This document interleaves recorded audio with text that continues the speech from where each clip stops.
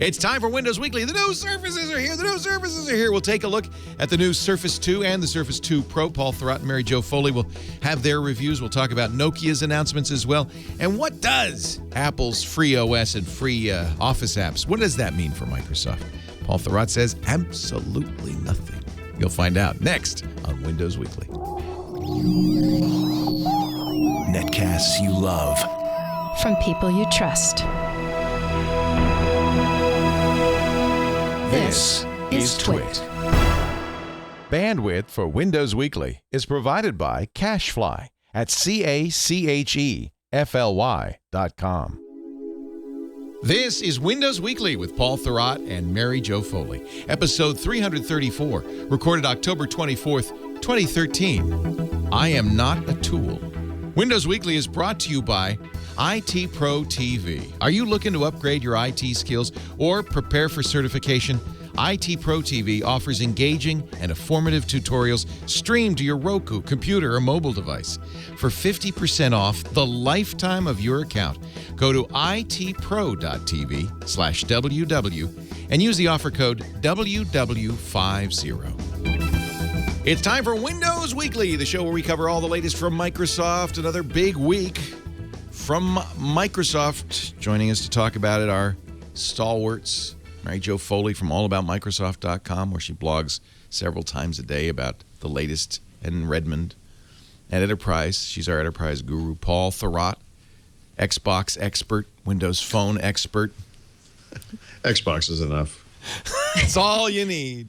And, of course, Windows expert. He's at the SuperSite for Windows, SuperSite.com, and the author of many books, including Windows 8 Secrets and the newest, the Windows Phone book. It's at windowsphonebook.com. And I got to bring it up, Paul. Yes, sir. Were you watching the Apple event? Yeah, I did. And when they talked about how some people didn't think much of the iPad in its earliest days, and they put a quote, unattributed quote up. Of course, as soon as I saw the word tool, Paul Thurrott leapt to mind. Yeah, I did. He looked at me. Was that was your quote, was it not? The scarlet T on my forehead. I thought, okay, here's what I hypothesized. Paul would have preferred to be, it should have said Paul Thurrott, SuperSite for Windows. Well, but if they had done that, they would have had to ask me about it. Would they really, though? I mean, that's public domain. Well, everyone else does. Okay. Yeah.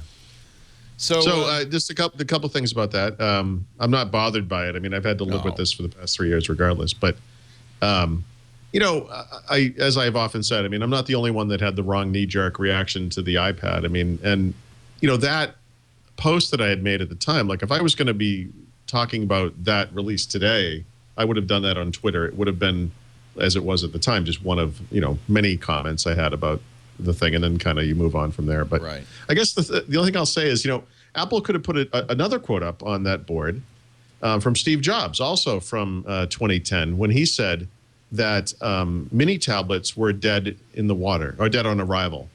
And they are now the best-selling kind of tablet. And so I guess 3 years down the road, a lot of us got stuff wrong, 3 years ago. So, whatever. I mean... Well, I saw an interview with you where you said, I've never liked, and I agree with you, I've never liked to do prognostication. No, I'm terrible at it. Terrible. It's no fun. I had this guy that I talked to a guy from Time Magazine, and he asked me, he said, I was totally unprepared for this question. It was funny. We talked about this. Yeah. And he said, he obviously, and I explained to him too that, my stance on the iPad has changed considerably over the years. I mean, I did say that at the time, but of course, the iPad has evolved and the market has evolved, and I think very highly of the iPad. I think it's too expensive, but you own a few. Your kids use it. I own many of them. I've owned every one of them. Yeah. So, whatever. Things change. It's fine. But he asked me. He said, he goes, so obviously you were wrong about the iPad, but he goes, do you have any other predictions you had made that were right?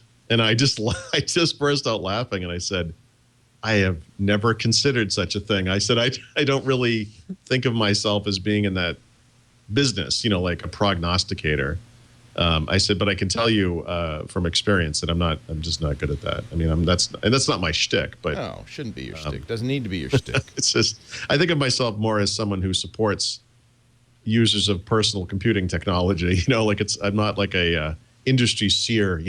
the great Karnak, like I put a card on my forehead and say, this is where the industry is going, Leo. And I've gotten it wrong plenty of times. In fact, even here's just so we can follow along. Tim Cook talking about people who didn't. This is when the iPad was first announced, before it even came out, before anybody touched it.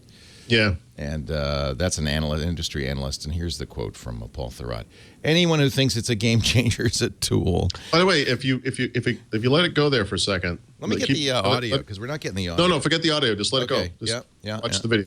Okay. The next thing that comes up is a number. I believe. I think it comes up pretty quick. How many they've sold? I think 170 million. Yeah. Okay, so here's a couple of interesting things about that number. 170 million over 3.5 years. It sounds like a big number, but PC makers in the past 2 quarters have sold 170 million PCs. In 6 months. In 6 months. And by the way, and did it in the year that we have all decided is the worst year in the history of the PC ever. Right.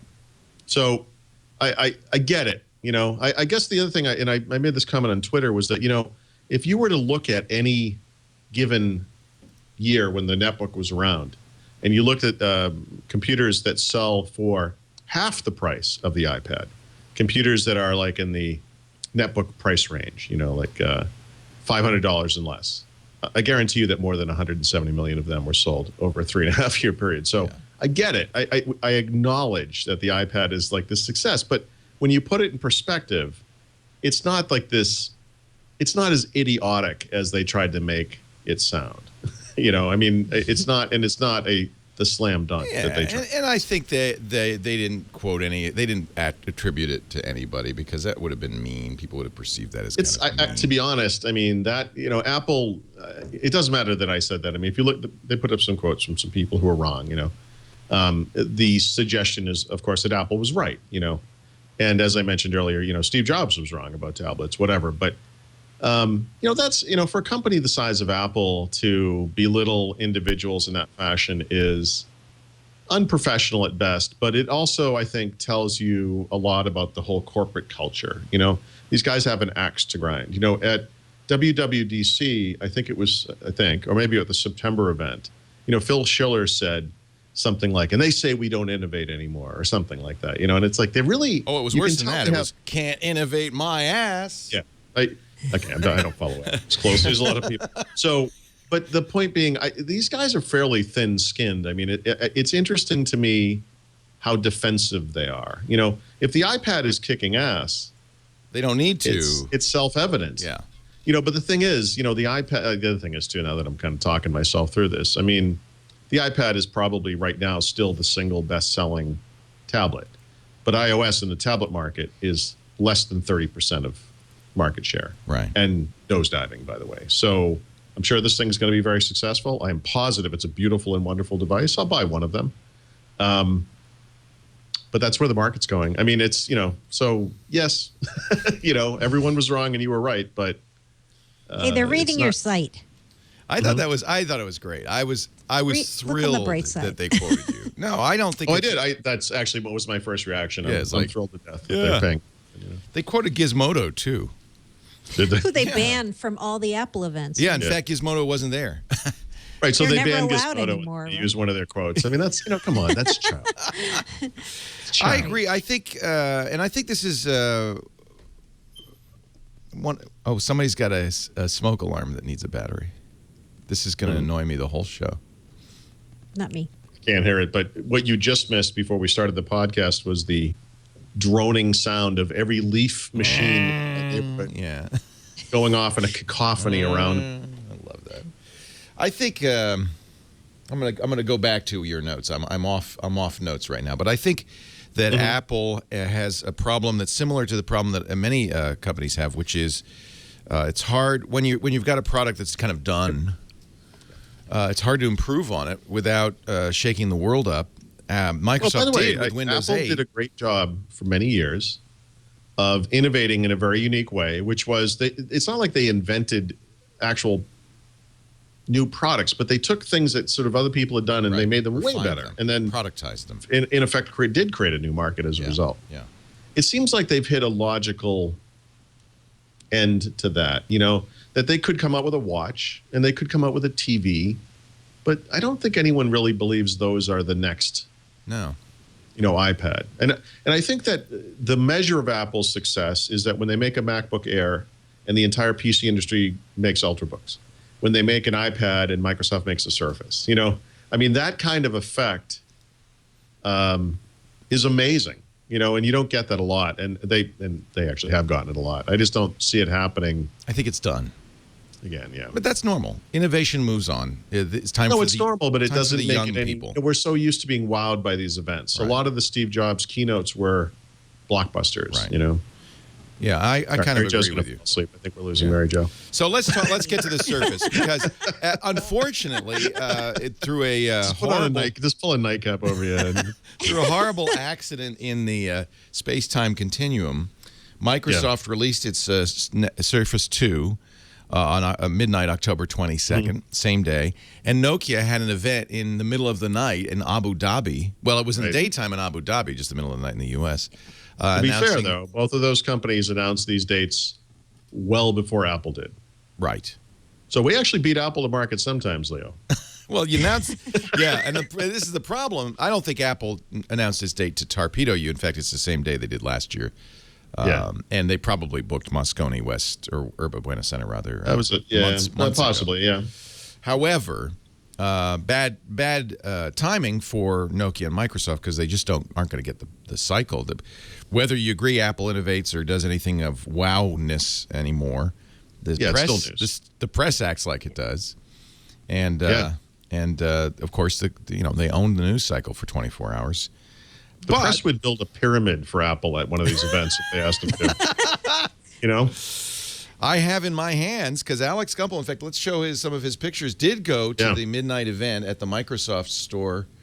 I'm not sure where. I'm thinking maybe... it was the one in San Francisco. San Francisco? It would have been one... Westfield? Is that what it's called? The Westfield one near Mall? us. So here they are. I'm not sure exactly what time. It is the midnight opening. This is the Microsoft store. And there is...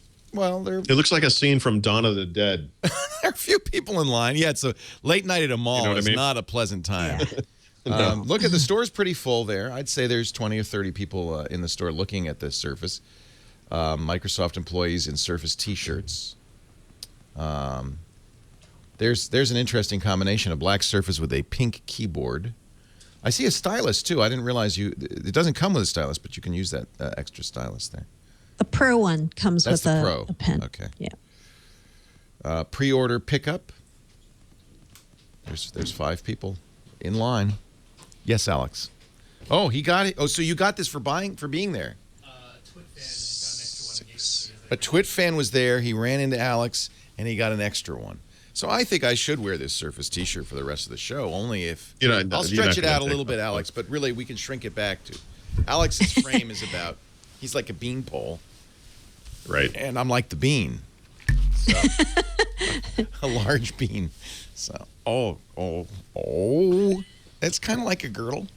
I'll be talking a little higher. It's a nice color on you, cyan. Yeah.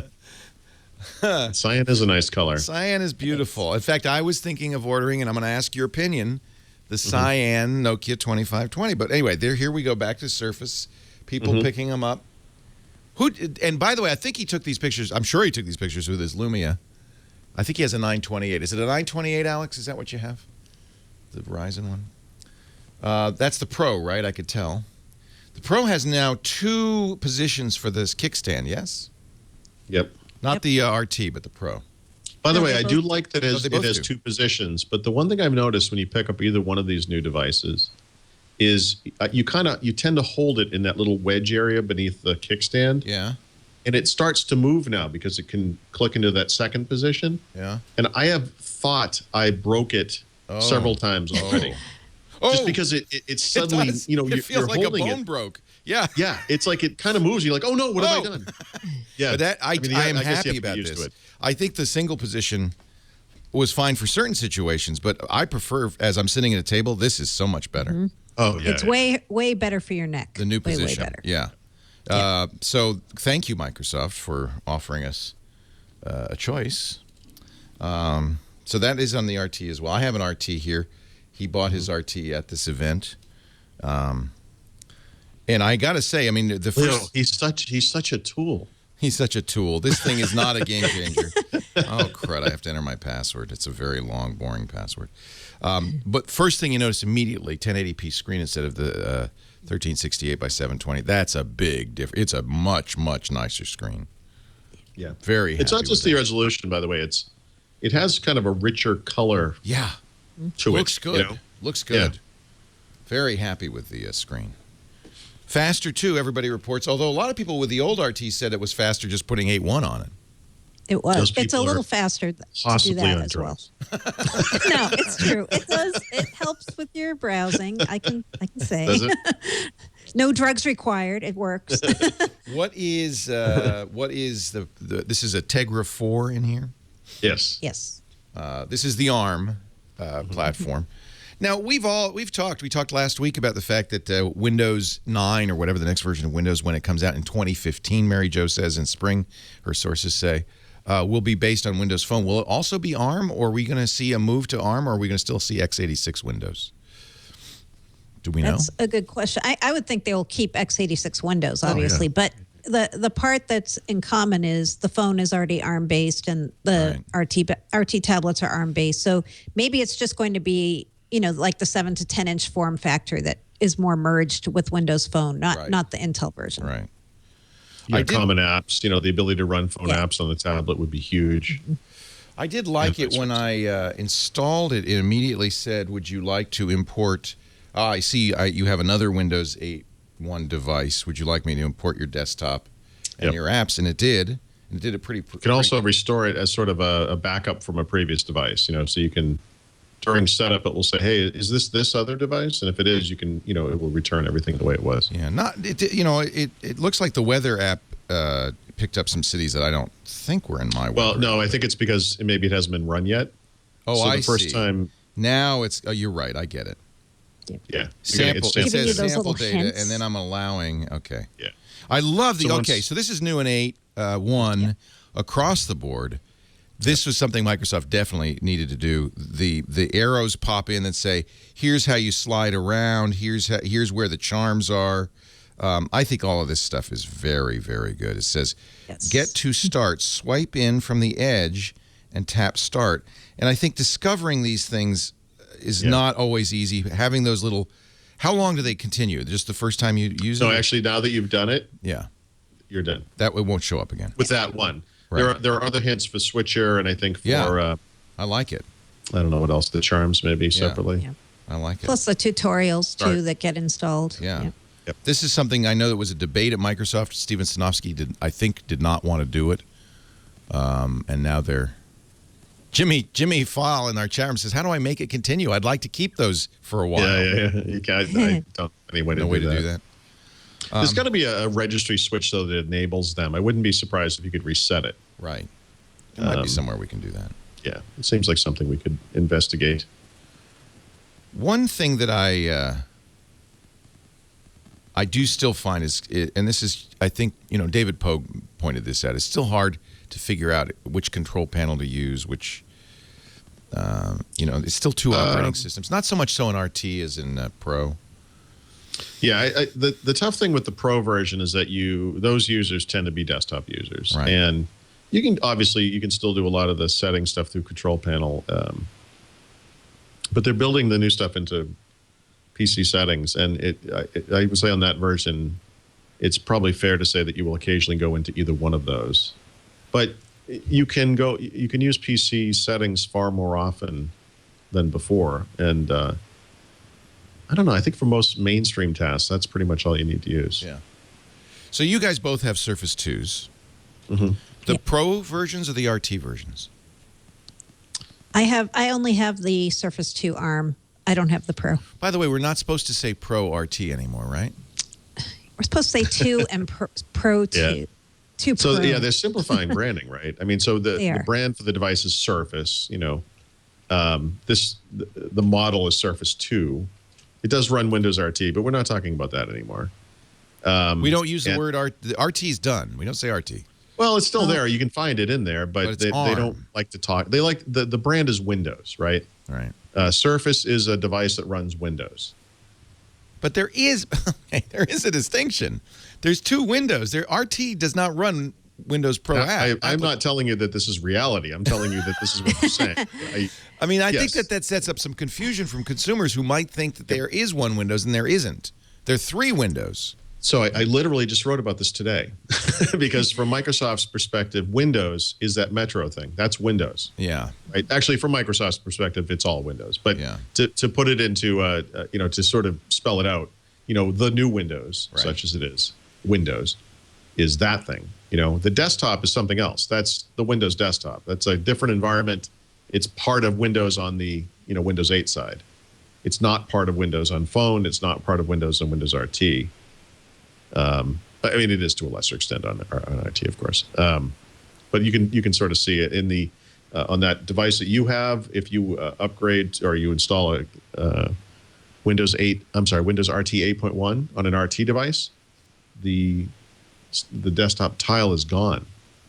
They don't put that there by default. Yeah. So how do I get? So I have to use the keyboard or a touch? Well, you can put it back. Oh, you can't put it back. Okay. You can. You can run a desktop. You lift up your screen so you can see all apps. It's still there.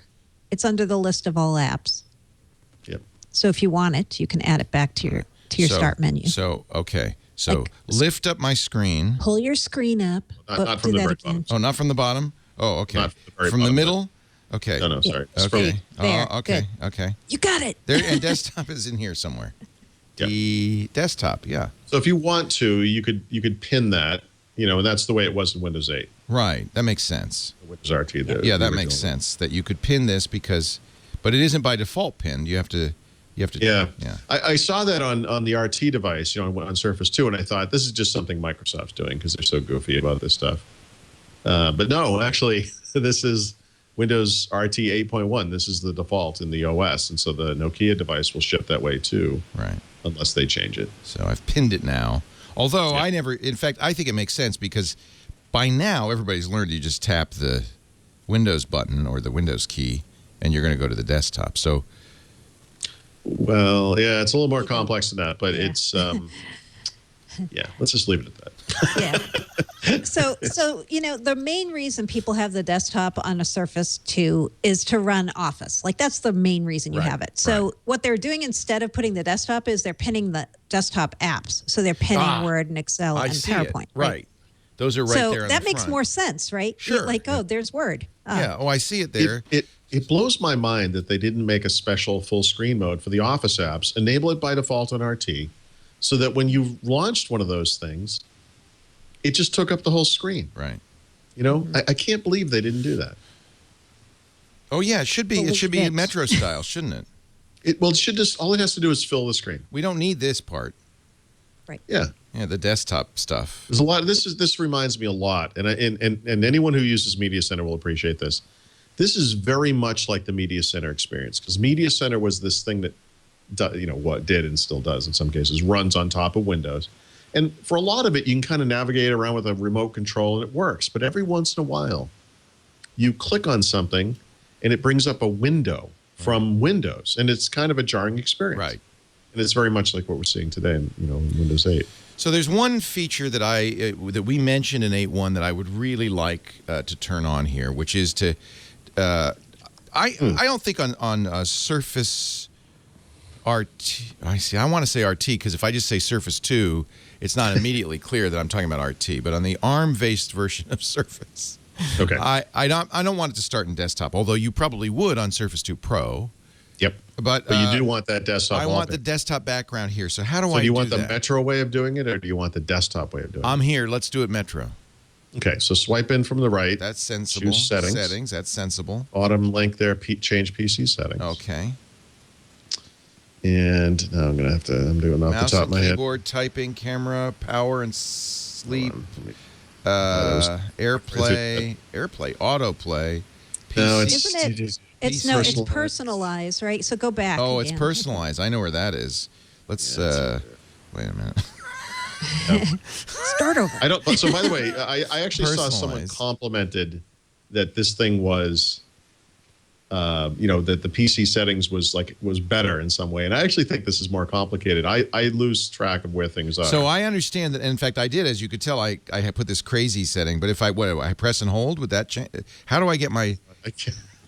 How do you do it from personalize is what I'm trying to remember now. That's what I'm losing it. Yeah. I didn't spend a huge amount of time, but I did kind of dig. Okay, let's go to the desktop. Let's just do it for the desktop. That is how I would do it. Sorry, Leo. Let's go to the desktop. All right, so and now I'm going to swipe hold in. on the taskbar. This one I can do. Oh, hold tap on. And hold on the tap taskbar. and hold on the taskbar. Okay. So you do a right click. Okay. Now let go. You got it. Let go. Oh, good. Okay. Properties. You'll have no problem tapping that with your gorilla finger. Oh, forget it. Okay, one more time. Tap and hold. I got it. Property. No, yep. I'm doing it upside down and backwards. It's like Ginger Rogers. Then go to the. Let's see which one. Let's swipe. Let's. Yeah, no, that's not going to work. That's hilarious. I'm trying to. I can't do it. Okay. So go to the navigation tab. It's so tiny. The touch targets are so tiny. Show my desktop background on start. Oh, yay. That's easy. Apply. Whoops. Yeah. Please wait. And then launch OneNote. No. Oh. There. Yeah. Okay. You wonder why touch on the desktop never took off. It never. You know? It's. Yeah. I don't know what's going on now. I just said yes to something I didn't read. That's probably. So now I'm a little freaked out. I couldn't find that in PC settings. So. Okay, so show my desktop background and start, and that's all I have to do? I would also like to show applications.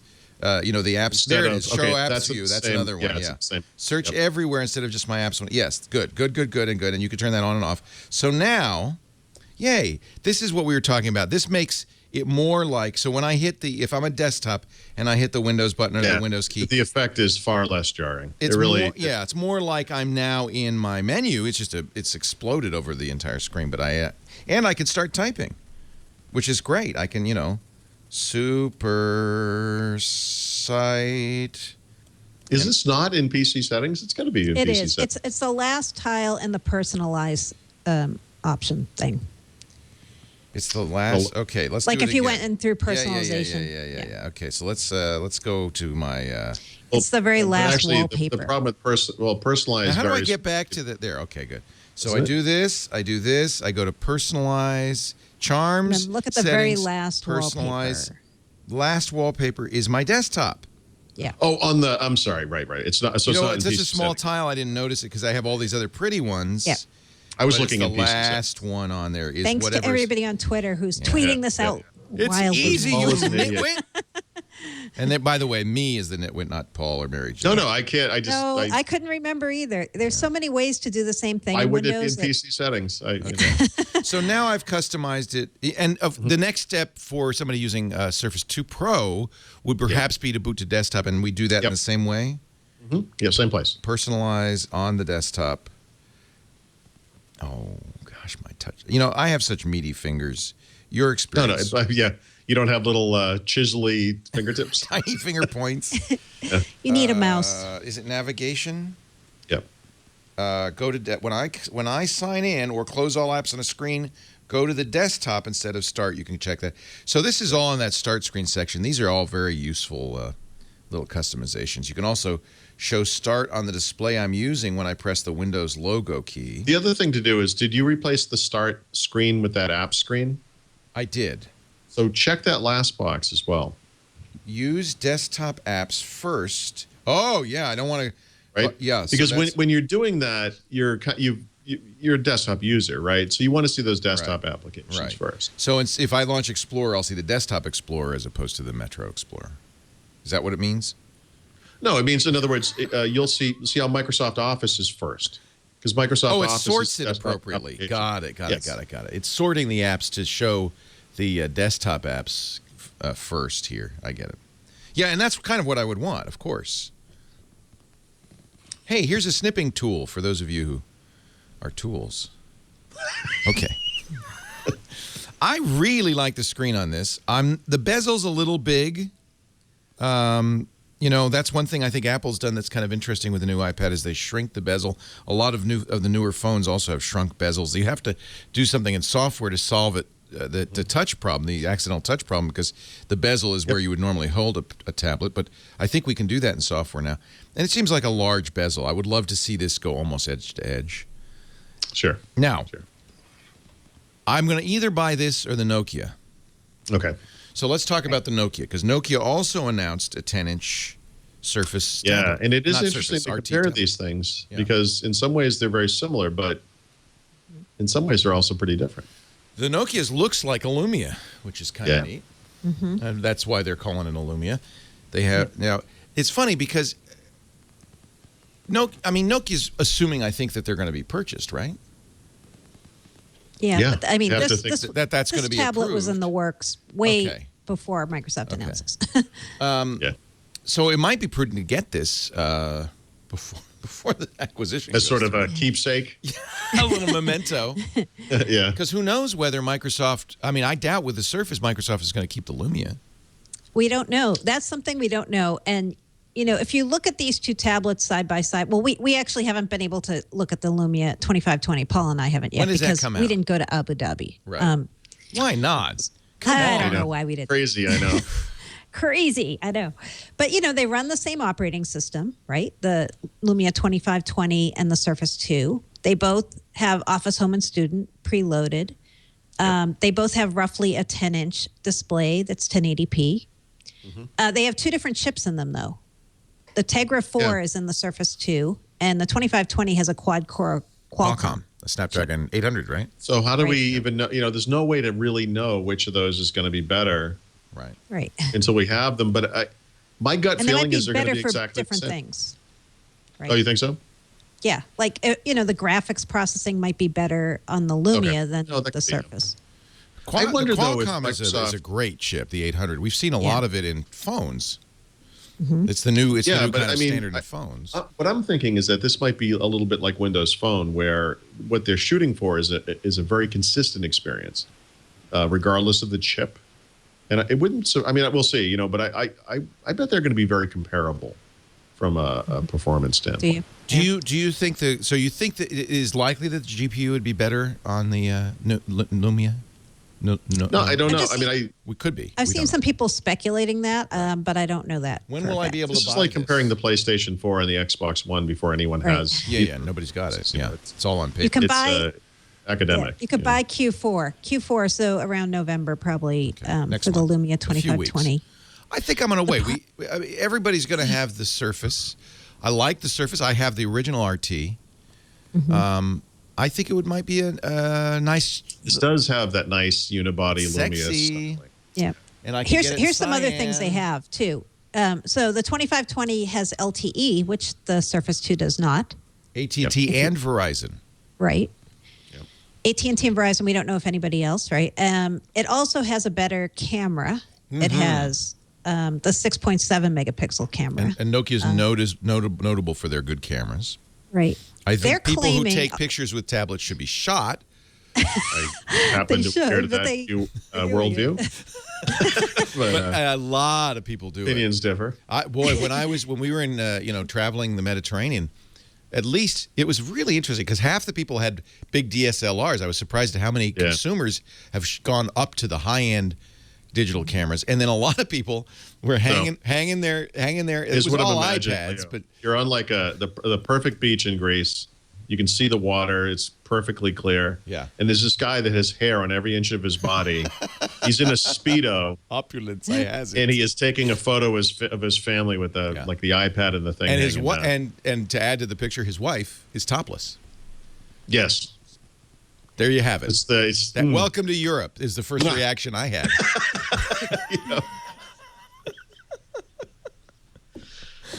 Viva la Europe. I have that picture actually. Oh, yeah, I'm sure you do.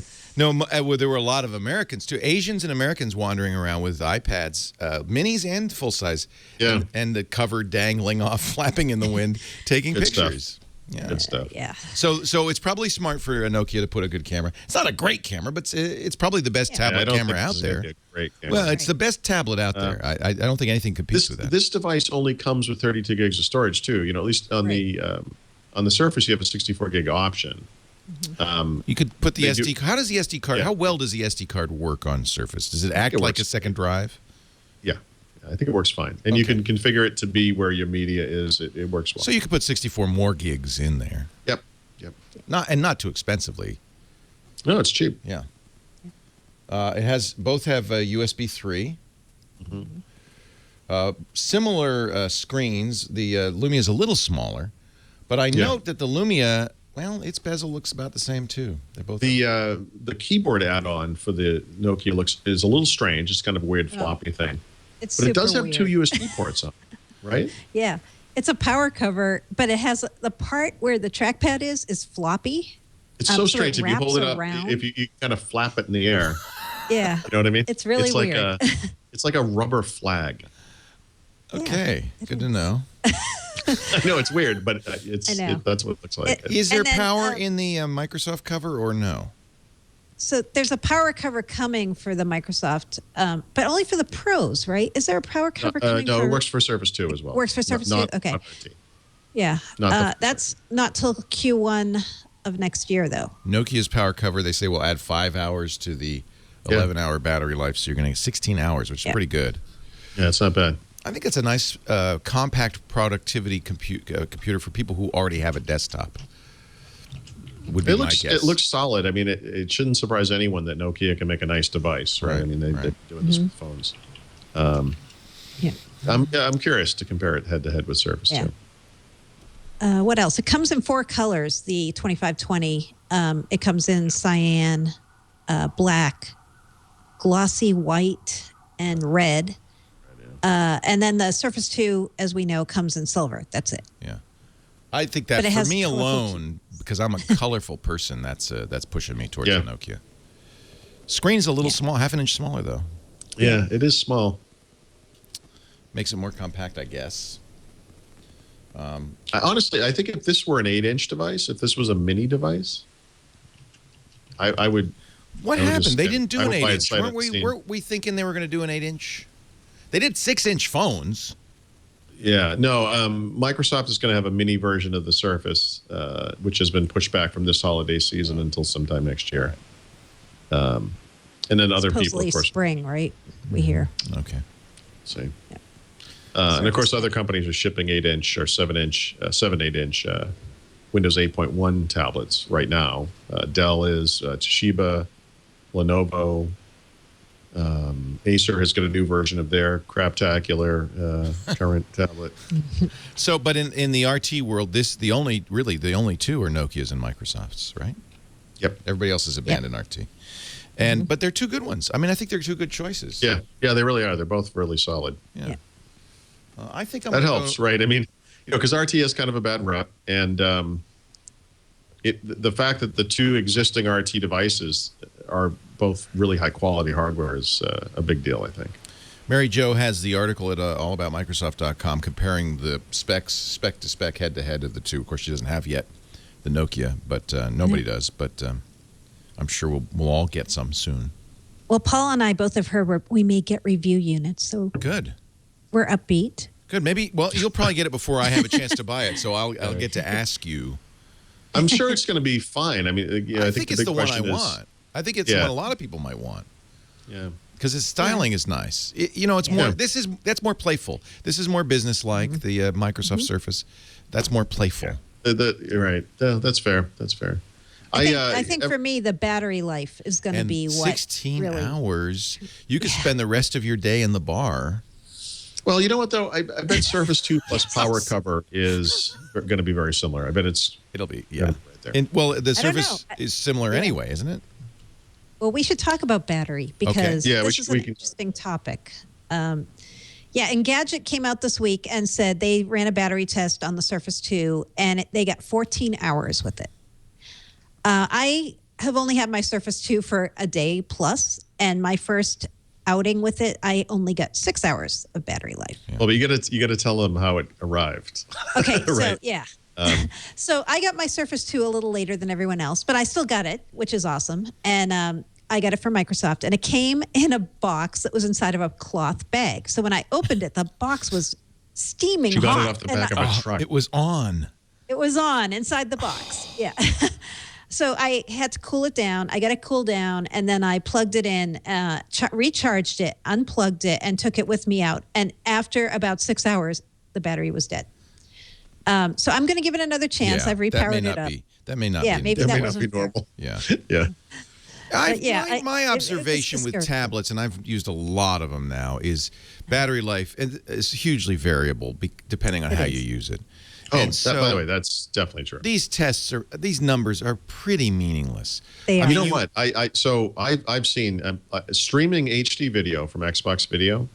I've gotten between 10 and 11 hours of battery life on Surface 2 consistently.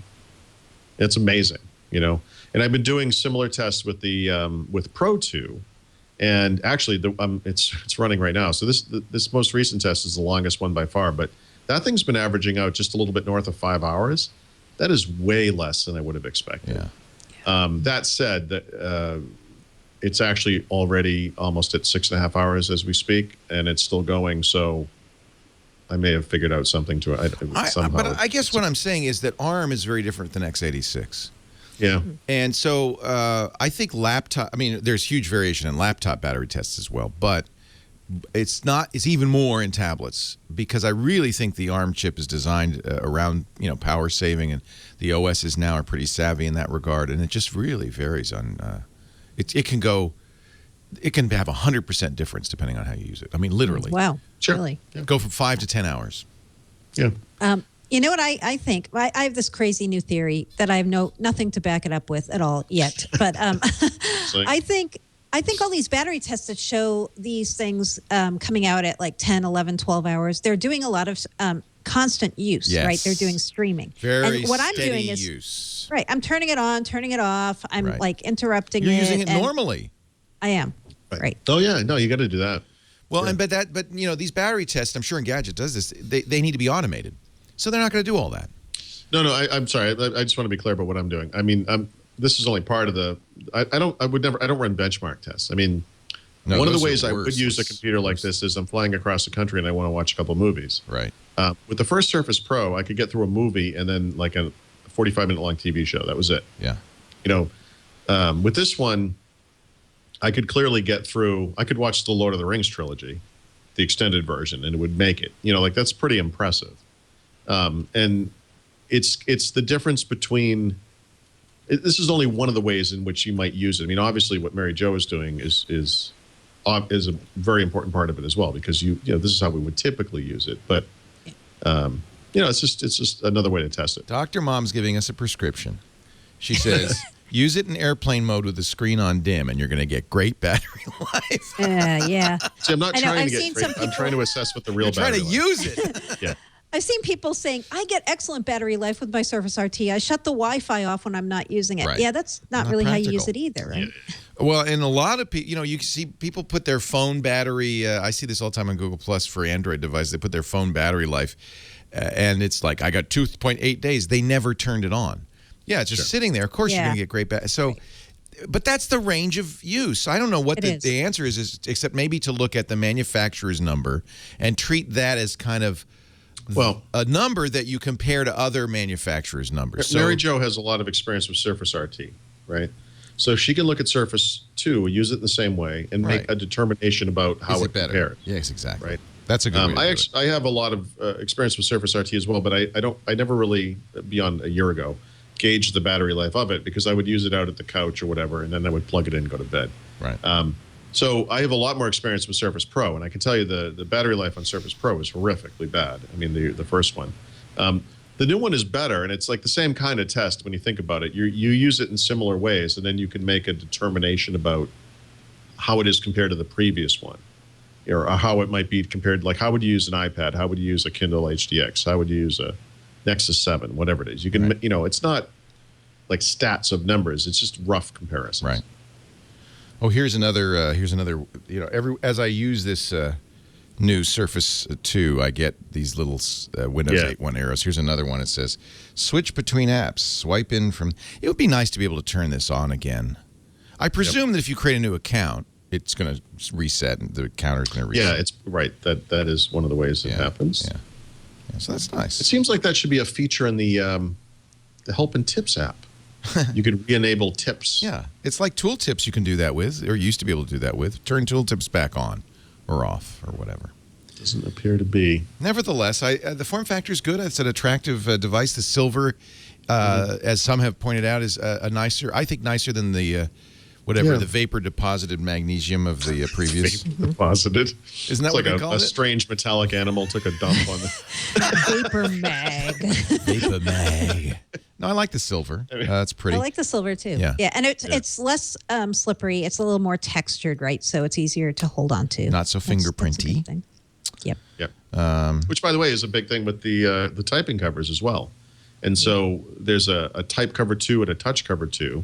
And both of them have a new surface compared to the other ones. It's kind of felt like not on the keyboard part of the type cover 2, but one of the things that cover type does is it keeps fingerprints and oily marks to kind of a minimum. It's a kind of a velvetized, yeah.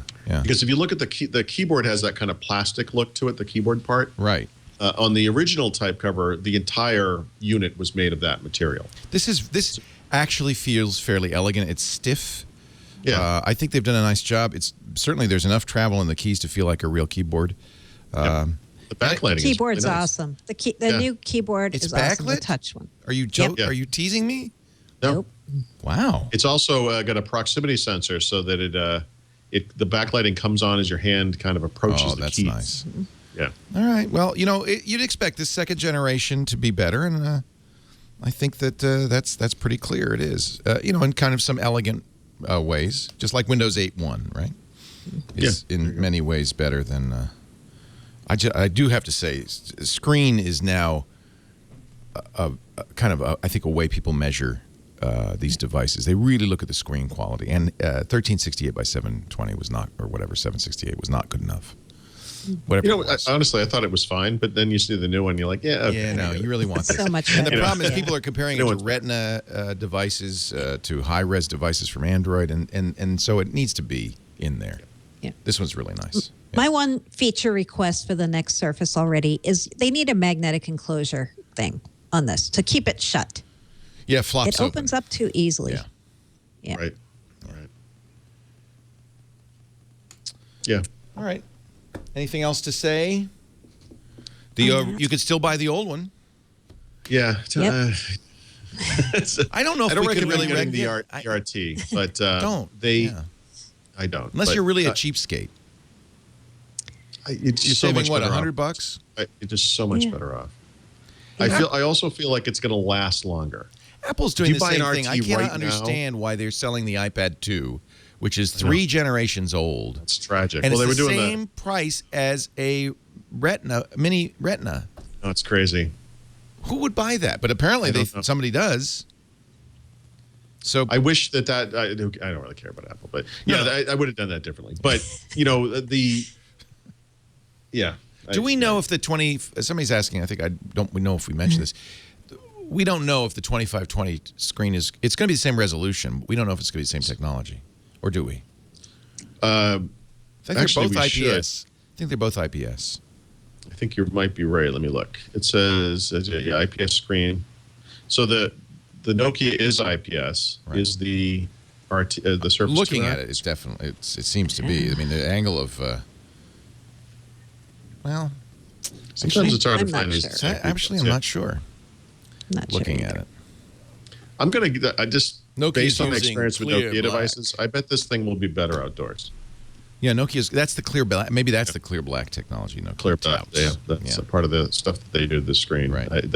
They just do something right. It's amazing to me. If you've ever worn sunglasses, even in a car, you can see this. If you're driving on a sunny day, you've got sunglasses on. There are parts of the They're digital polarized. readout of the car, depending on the vehicle, that you can't even see. Yeah. You take off the sunglasses, and you're like, oh yeah, there it is, it's still That's there. Polarization. And yeah. there's something about the Lumia 1020 and some of the other Lumia screens where it doesn't matter what's going on. You can be in bright sunlight, you can be wearing sunglasses or not, indoors, outdoors, whatever. The screen is visible all the time. It just works. So apparently And you they're can use using, it with a glove. Apparently they're using, and maybe this is what the clear black brand refers to, the advanced high performance IPS on the Nokia, the AH IPS. That's an LG part.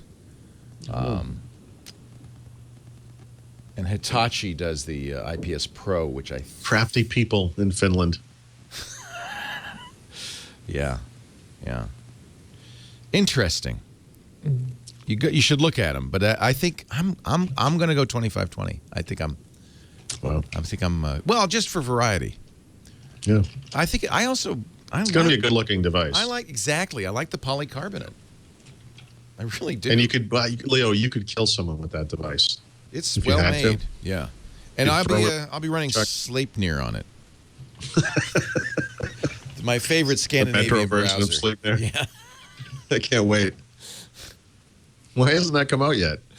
Where is it? Where is Sleipnir Metro? Do they, just out of curiosity, on Surface, do the browser ballot in Europe? I guess they have to, right? There's no other choice. They have to.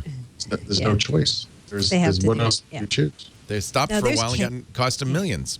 Right. They have to do it. They got it. I don't know. Does that affect RT? It has to. I don't know. Good question. There's, they have the K and the N versions of Windows, which are all the ones that are... that shirt so much. I have the Surface T-shirt that was given away at the Microsoft store, and I'm just thinking they missed a little bit of a bet. Instead of just saying Surface, it should have said "Touch my Surface." Very good. Don't you think? Maybe Mary Jo wouldn't want to wear that. Saying that, but Mary Jo all I'm saying is there's a wide swath being cut for you at the mall as you walk through it. It's high like a rock thread in a count. Stream. Nokia World was not in Abu Dhabi. Why Abu Dhabi? Before we get to that, sorry, Okay. one last thing. Yes. There's Microsoft cut the price of the original Surface Pro, right? I guess they're selling it until they run out. $100 less. December $100 less. 31 is the cutoff on that What is it? promotion. Yep. Surface Pro promotion. The new 31. one is December 31. Yep. $100 off. I can't believe they have that many left. So, a lot of people. So now the cost of this thing is $200 less per model, right, than the Surface Pro 2. I wrote something up today about why this may not be the awesome deal it seems like it is. Not because this machine's not worthy. I actually think Surface Pro 1 is great. And if you have a battery life issue, grab that power cover when it comes out. But, that power cover is going to cost $200. So if you don't already have one, you got to save $200 to buy $200, to spend $200. It doesn't make a lot of sense. The other thing is the new devices come with 200 gigabytes of SkyDrive storage for 2 years. That's $200 worth of value. And 1 year of unlimited Skype calling. I'm not going to get that on my Nokia 2520. Yeah. Right. Probably not. Yeah. It's a lot of storage. That's 200. It's nice. So, I just put it in perspective that the Surface Pro 2 also has a slightly better screen. I mean, Surface Pro 1 has the 1080p screen, but again, if you see them side by side, the Pro 2, like the Surface 2, has a slightly richer kind of color display. It's nice. I love it. So, you could save a couple $100, I guess, and get the original one, and it's fine. It's not a complete throwaway, but I think most people who are looking for that kind of device would actually be better off with the new one. But it has a Haswell processor, that kind of thing. Congratulations on your Red Sox winning Game 1 of the World Series. Yeah. James Taylor performs tonight at Fenway in honoring the Boston Marathon victims. And not Mary J. Blige, the not Mary J. Blige. Yankees fan that appeared in Game 1. James Taylor should be singing. To everyone it is an Boston. affront. It's an affront. It's an affront, I say. You don't forget these things, Leo. No. We'll punish you. But James Taylor, good Massachusetts boy, lives up there in Tanglewood. And yeah, I think it's appropriate. Or Lenox. I guess he lives in Lenox. By Tanglewood. Doesn't he own a place in like Martha's Vineyard or something? Who doesn't? Yeah. Really? Come on. Who doesn't? Sure. Sorry. That's like Malibu. It's if you become a star, you get a place either in Malibu or Martha's Vineyard. Or both if you're really. It's a long year, Leo. It is. I winter in Malibu, and I summer in Martha's Vineyard. You don't want to winter in Martha's Vineyard. No. No one wins. That's the Unless you like it setting for a quiet. Stephen King story right there. The Shining, Part 2. All right, let's take a break. Then we will talk about what else happened in Nokia World. We also want to talk about Windows 8.1 and what happened with the RT update. Turns out Tom Merritt wasn't the only brick E. The only brick. Brick E. And, of course, a lot more. Paul Thurrott, Mary Jo Foley. It's Surface Day here at the Twit Brick House. Our show, we got a brand new sponsor. I'm really thrilled to welcome IT Pro TV to Twit. These guys were in the other day. I don't know if you saw them when they were here. I love them. If you are looking to get a certification, and I tell you, certifications still today are the way to get a job. You're probably already, if you're listening to this show, technology literate. Maybe you thought about working in IT professionally. These are the certs you need to get those jobs, whether it's an A+, Net Plus, Security Plus, or the MCSA, Microsoft certs, or Cisco certs. They've got them. IT Pro TV is a video network dedicated exclusively to the world of information technology, whether you're looking to jumpstart a career in IT or you're already working in the field, and you'd like to just polish up your skills or get that cert. You know what? I'm very honored by it because it really looks kind of like the screensavers. They told me they were very influenced by Tech TV and the screensavers. So you're going to enjoy watching these shows on IT Pro TV. The hosts tell engaging stories and share their experiences, which makes it easier. Welcome everybody to another Doesn't it look like the screensavers? They've even got the electrical box. Today as we jump into the wonderful world. If you're going to watch videos, if you're going to study to get your certs, this is how you want to do it. It's going okay. How you doing? Doesn't have to be boring. Doing just well. Even if you're already studying in a book or enrolled in a certification or technical degree program, a great supplement. You can learn at your own pace. Shows are streamed live, but also available as I'm watching on demand, even to your Roku or your computer or your mobile device. They have HD quality as well as SD quality. And you get all-access membership at one low monthly price. Now, if you check the cost of certification training, you'll see this is a great deal. You compare this to a study guide rather than an IT boot camp. No hassle, easy to cancel, and you can interact with the host. They've taken a page from our shows and the screensavers. There's live chat during the show and web-based Q&A specific to the topic being studied. I have to say, they've really done a good job. Don and Wes are great. They were in here the other day. We had a lot of fun. You can look at the episode library. You can watch. Let's see. I wonder if they're streaming live right now. Let's see if they're in the studio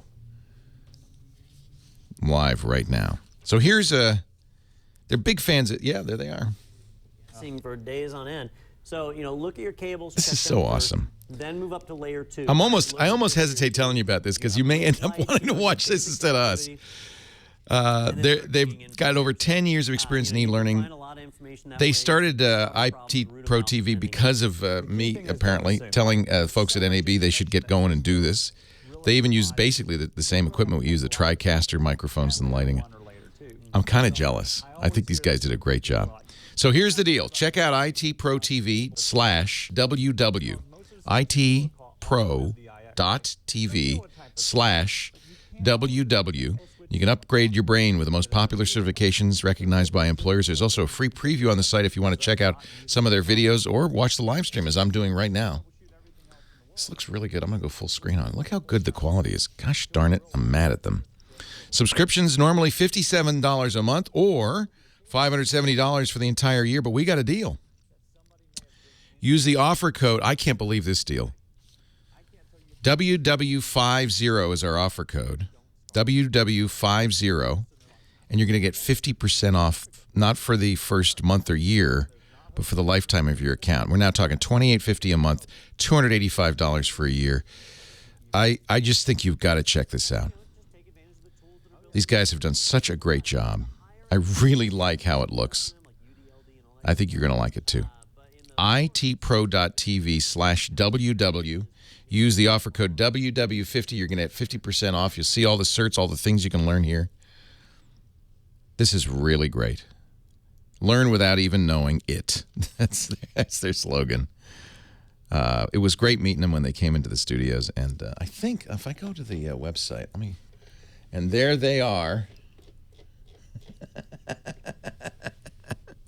at the Brick House. Web2904 says, hey, it's a good site. Nice job. I think you guys have done a great job. And we're really glad to welcome them. And they're on Roku, too. Welcome them to our Twit family. Let us continue on. Paul Thurrott, Mary Jo Foley. They probably, while I've been talking, filed yet another blog post on Surface. Have you moved to the Surface too, Mary Jo, for all your notepadding? No, I use it as a companion device, not as my main one. Okay. Why not? I still like having Windows 7 on my main machine. Sorry. I like having Windows, plural. I know. Maybe one day that will change. I am with you. I am with you. Although I'm kind of excited about this new RT. I think I'm going to go all RT. I'm going to skip Pro. Wow. I know. Crazy. I know. Crazy. Now that's crazy talk. Crazy do you have talk. any Win32 apps you can't live without? That's No, your I don't. criteria. And I have that advantage That's good. that I can just start from scratch. Yeah. There's nothing I really, of course I have a lot of Windows 32 apps, but they're all goofy, stuff I don't really want. A lot of utilities and weird stuff I don't really want to use anymore. Computing life is simplified. If you've got Office and you've got a browser and you've got a good email and the Outlook's good. Yeah. Yep. It's a lot of it. That's a lot. That's like 99.9%. Even for me, that's most of it. You know, I mean, right. Yep. I need some image editing stuff that I haven't been Remember hugely the days successful. we would install Norton and all these weird utilities, Notepad Pro and stuff. You don't need that stuff. The best part about installing Windows 7 today is the 197 Windows updates you have to install afterwards. It is crazy. Well, it's history. It's history in the making. Yeah. Nokia World also announced 6-inch Windows phones. Mm-hmm. The 1520. Is this Bandit? Yeah, that was Bandit. That was the code name. Yeah. Anything to... Was the 1320 called Bandito? I think it was Batman, right? Baby 1320 Bandit. was Batman. Batman and Bandit. I think. Obviously, they weren't big TV fans. Both BAPs, big ass phones. BAPs, 6 inches. So Windows Phone will accommodate that, or is it the same resolution as the smaller phone? No, they're That's 1080p. running update 3, right? Up to 1080p. Sorry. GDR3. Yeah, GDR3. And shimmering shimmer brittle. Blimmering. So the 1320 is 720p. That's the right. lower end phone. Yeah. Okay. And the 1520 is 1080p. I shouldn't say like that because I use a 720p phone, the Moto X, and it's fine. But at 6 inches, it's a 6-inch screen. 720. I think it's going to be fine. The truth is, I've had this conversation for years. People still don't buy it for some reason, but an 800 by 480 Windows phone looks great. Right. It looks great. No, the UI scales really well. I think people look at specs too much, and they don't just look at the screen and go, "Oh, that's fine." Yep. It's too bad. Yeah. But anyway, I think the 1320 screen is going to be fine. Pure view camera on the 1520. On the 1520, how many pixels? 8 megapixels. What? 20. That's pretty good. It's really good, but the big thing is I don't know if I have a shot of it. Scroll down. I probably don't. But if I don't, stupidly. So the back of the 1520 looks like a Lumia 925. That's the T-Mobile phone. Oh, there it is, right here. Yeah. Okay. So it's got a really small camera bump, like a really good, teeny because bump. that's the thing I don't like about the 1020. I don't like that hump. And so I think that was the rationale when you think about I'm guessing here, but when you think about a 6-inch device and how heavy and how top heavy that could be with that huge 1020 style camera, I think with this one it makes it more usable. Quad core Snapdragon at 2.2 gigahertz, the 800, 2 gigs of RAM. That's a little, I don't know if that's light. Some of the bigger phones like the Note 3 are 3 it's gigs light now. compared to Android. Windows Phone, that's actually different really operating system, right? You can't compare it. So 2 gigs is plenty. But the only thing I'd say to that, though, is you get a 20-megapixel camera that can shoot raw photos, and you're going to be doing editing on the phone. Maybe you might need more than 2. We're going to have to wait and see on that one. But yeah. 32 gigs of storage is also a little light given the size of those photos. Yep. But it does have micro SD. And the photos can be stored there. Yep. OIS is improved too. Sorry. The optical image stabilization. I don't know what you're talking about, Leo. Well, I am from the office of OIS, and I'm here to tell you that. No, but that's the big where deal. the guy from Wonder Woman worked, right? OIS. No, but these are not going to be cheap. $750 off contract. That one. That's the flagship. It's a big phone. Yeah. So this is the flagship, not the 1020, not the 925 anymore. This is Windows Phone. Using the theory that a bigger number is, 1520. I mean, that's my theory, but yeah. And now the 1320 is just to give you a less expensive alternative in that size. Yes. And they're going to China with it first. Yeah, of course. And off contract, it's only going to cost $340. Wow. Dual core, really not good. quad core, slower processor, it's a Snapdragon S4, gig of RAM, 8 gigs of storage. But all that stuff that you just said, very standard fare in Windows Phone world right now. Right. That's still fantastic. Good looking phone. Yeah. And no hump at all. Yep. 5 megapixels. It's 5 megapixels. Let's be clear, that blows. But this is for people, obviously, who don't care, but they're not going for the camera. They were looking for price. Yeah.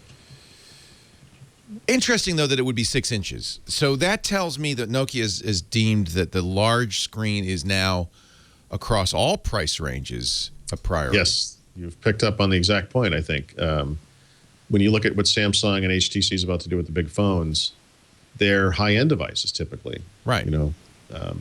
Nokia obviously has a very high-end device, but they also have a very affordable device. In 6 inches, yeah. Yeah, I mean, that's very interesting. People want BAPs. BAPs. I want a BAP, I think. I want to try Seriously, out a BAP. that's Mary Jo's phrase. I want to be clear about that. That sounds It is. so Thurrott. I know. There's 2 things in No. here that look like I wrote them and I didn't. That's the Our first show of the notes 2. are, kind of hilarious. I'll point out the second. When we get to the second one, I'll point that Will one you? out. Okay. You fool me every time. No, it's so funny because I guess I'm fickle. The more I use it, the more I like this silly little Moto X, which is 4.7 inches. That seems so small. It's 720p. It's not at the fastest Actually, I think that's the sweet spot. It's a nice size. 4.7. Yeah. Yeah. Yep. And I've tried the 1020 Galaxy Note 3. Now, the main reason I don't want the Note 3, and that's 5.7 inches. Main reason I don't want it is not the size of the screen, although it feels big. Is it an utter disdain for everything Samsung? Yes. Yeah. Because that's also the problem I have with that phone. They now have the camera. There's so much Samsung, It's an explosion of Samsung randomness is what it is. They have in the yes. photo modes, they have all the photo modes. One of them is golf swing. Sure. You are using space on my phone for a picture I will never, ever, I'm surprised ever one of them isn't. want. Make everyone who is in the photo have clown faces. I'm surprised too. No, seriously, the stuff they put in phones is ridiculous. Well, And for everyone who can't stand Apple, I guess I would say is that on the exact opposite end of the Apple spectrum, we have Samsung. Yeah, They Tim are Cook, literally the Joker to Samsung's to Apple's Batman. They literally are just the polar opposite. Tim Cook showed a traffic sign with 2 different traffic signs, one with an arrow that goes squiggles all around to the end, Yeah. and then they said, and we're the straight arrow. And I think a lot of us thought, oh, that squiggle is Windows or Microsoft. No, it's Samsung. It's definitely. Except they got the graphic wrong because the Samsung arrow, there's no arrow. It goes off like this. There's That's right. There's 8 arrows. There's that come no out of it. arrowhead. It's You know what I'm all squiggle. No Yeah, there's something arrowhead. about Samsung. I don't respect this. I don't know. I really don't. Well, it's just another. People it's think a I hate different- Apple. I get Apple. I respect it. I don't always agree with it. Whatever. But Samsung, Samsung is chaos. You are on the next Samsung keynote slide. Samsung is chaos. Watch. It's gonna Good. happen. You know what? I'll be happy to be on that keynote slide. Right. And then underneath it will say, "Screw you, Thurrott." It will. I don't know. And by the way, I have a Samsung Ultrabook that I talk up. I actually like that one a lot. But, when it comes time to upgrade, I don't know. I don't know if I could give money to Samsung anymore. You're trying to get me to get that one, aren't you? It's so thin and light, but I agree. Well, I don't have like faith in this There's an company. Asus just like it. Yeah. I don't have faith in this company anymore. Actually, the thing you should get is that Lenovo. Somebody in the chat room, and it scrolled past, so I can't give you credit, but you deserve it, said Samsung is a company trying to sell you 4 shiny pennies for a nickel. Wow. That's a good line. Well, okay, it's a good line, except Apple's also selling those pennies for 20 cents. But, yes. 4 very shiny pennies. It's just that the Samsung pennies are plastic, if we could just destroy this comparison. Is that your own line, or is that Oh, it's not mine. He's trying to figure out which things were written by who. Who wrote what in the show notes? Yeah, tis a puzzle. Yeah. Tis a puzzle. No Lumia 929 on Verizon. Yeah, a bunch of people were waiting for that one, although it didn't really make sense for them to announce that in Abu Dhabi, right? Right. Right. That's a good point. It's still supposedly coming, though, I keep hearing. What will it be? One better? Yes. I think, a bigger screen, lighter and bigger screen on Verizon, which would be really good because we don't really have one of those yet. Right. But the big news for everybody, yes, is there's the new apps that are coming on Windows Phone. Yeah. Right? Yep. What are they? Oh, I know what you're talking about. Kevin Systrom said we are doing Instagram. Yeah. Whoa. Yep. Flipboard's coming. Mike McHugh said we are doing Instagram is huge for me because I take these stunning 41 megapixel photos of my camera. And what I've been looking for is a way to turn them into absolute garbage. And, You've got it. You've got it now. If I could just get an oversaturated Polaroid-like version of this beautiful photo, my life would be complete. If you hate Instagram, you will hate Vine even more, and that's coming too. Right. Is Vine like the 6-second video service? It's so horrible. And the kids love it. Yeah. 6 seconds, you can take as many shots as you can fit into 6 as your little finger can tap. So some people actually do animation. Yeah. So the camera launches, and as long as your finger's on the screen, it will video. So you could just tap it and you'll get 1 frame. And so that means you can do animations with it. A lot of people do that. You can do stop motion. Yeah, a lot of people do stop motion. Okay. That's very common. This sounds it's too much work. Stupid. It's so much work. What am I? It's like, oh my God, really? You want me to tap, dude, tap, dude, tap, dude. I mean, well, you can't be making Vine videos. You have a career. I did make This is some. for people who have a lot of free time. I made some.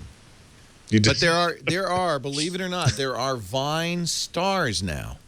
Yeah, no, I completely believe. Just like there are YouTube stars, there are Vine stars now. Right. So here, I'll show you. If you go to, here's vinevideos.com, and we can watch some big Vine videos. 6-second videos. These are life with phones, life without phones. There you go. That's brother is right. I probably shouldn't just randomly look at these. I should. Yeah. I'm sure something horrific could come up. I think something horrific has come up. It's a guy with a dog nose barking at traffic. This is Vine, my friends. This is Vine. See, my comeuppance is going to be one of these videos will be my son. Okay, this is a Vine gone wrong. Oh, wow. You kind of wanted that. All right. Yeah. Anyway, there's an example. Vine also great for cat videos. Yeah, sure. Yeah. 6 seconds of cats. It's like the next step up from an animated GIF. Exactly. It has all of the appeal of an animated GIF plus sound. Right. Blad's bad sound. Also, maybe it is solving a problem. Vine's owned by Twitter, we might point out. So, Yeah. is there a good Twitter app yet for Windows Phone? Actually, I like the one Rowie. I think Not from Rowie's- Twitter. I just use the Twitter app. I don't really understand what the big deal is, but All right. Apparently the built-in Twitter functionality in Windows Phone on Update 3 is causing people to use excessive amounts of data. Oh, no. Yeah. Oh, no. Hopefully that gets fixed. Yep. So And apparently it has something to do with the Twitter changed how they store right. profile pictures, and now it causes it to fetch the pictures Right. repeatedly. And One more, Xbox Video. Yeah. Coming to Windows. That's yeah, actually this is a worth big one. noting, right?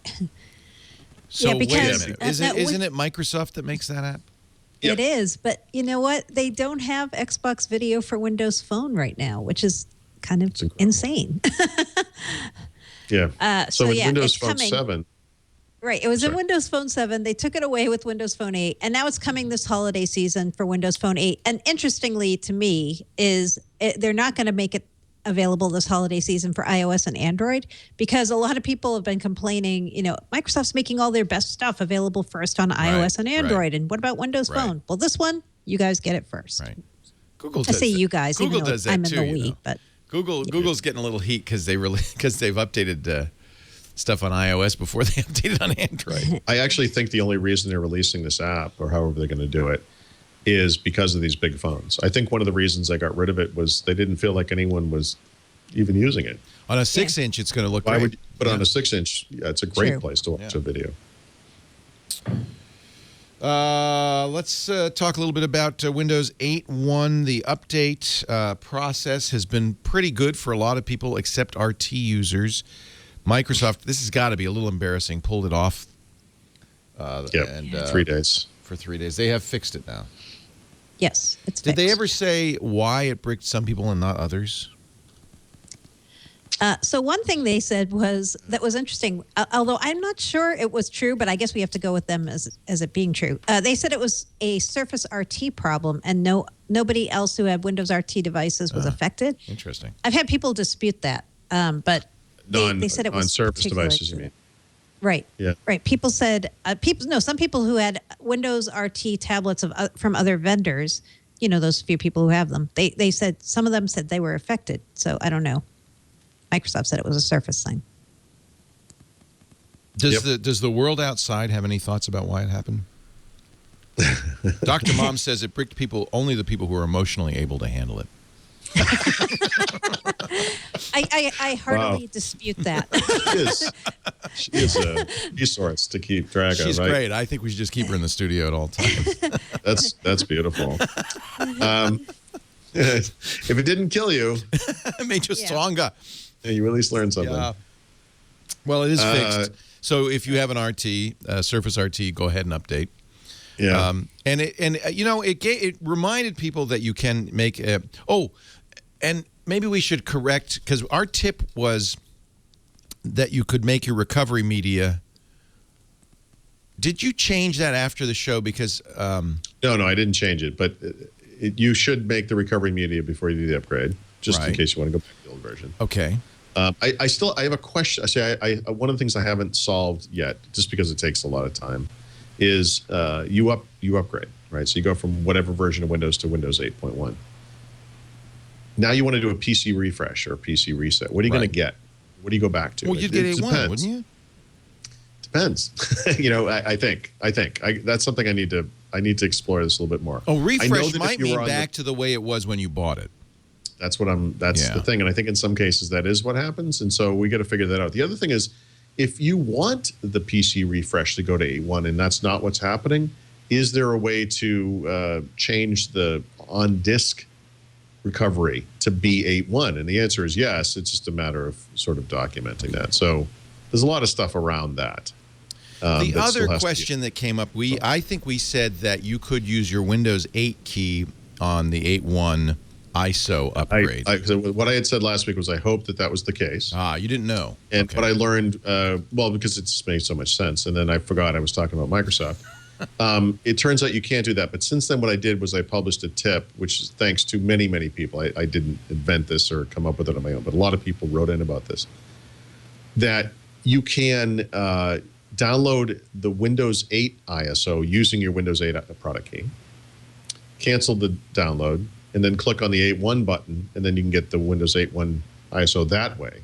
And actually, maybe that should have been the tip this week, but that's on my site. The question from there, though, is now what you want to do is you want to actually use that Windows 8.1 ISO, and all you have is your Windows 8 product key. How do you make that work? Exactly. And so I haven't written that up. You can do it. Is it the clean wipe thing?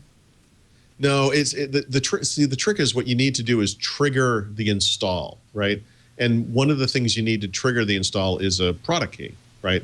So if your Windows 8 product key doesn't work, you're kind of dead in the water. But actually, there are generic product keys that you can extract from any setup, and Microsoft, oddly enough, publishes these on their website. And so I haven't written it up yet, but there's a way to get that install triggered. And then when you go to activate it, of course, it's not going to activate against the Microsoft product key. And so then you put in your product key, and then you can activate it from there. So I need to write this up. It's sort of like the tip from last week, where it's just not quite ready for prime time. I'm just not ready to, because I want to be able to explain that this is going to work 100% of the time, that kind of thing. And I'm not quite there yet, but that's the general gist of it.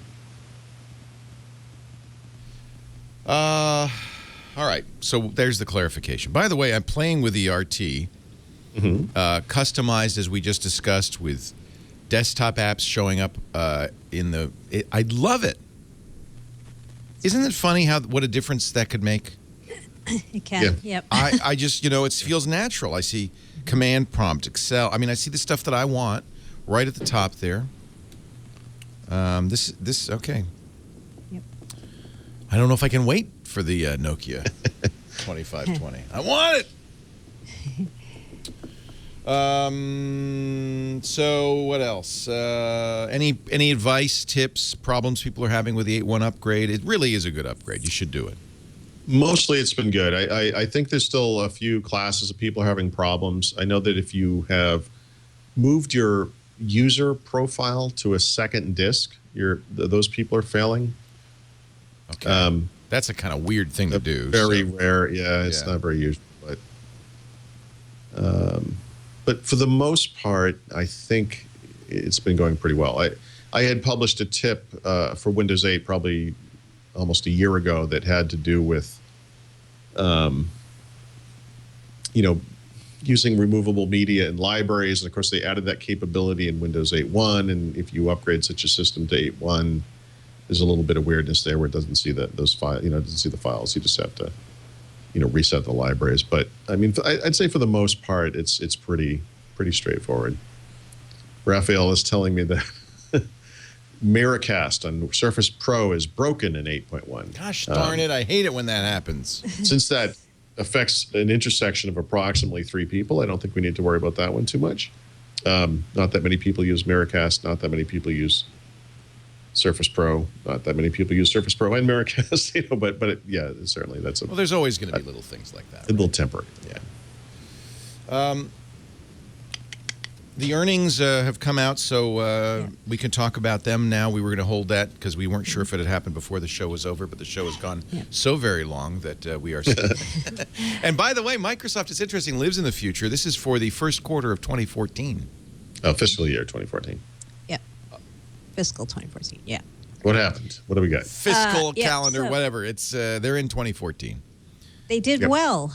How about that? Money. Yeah.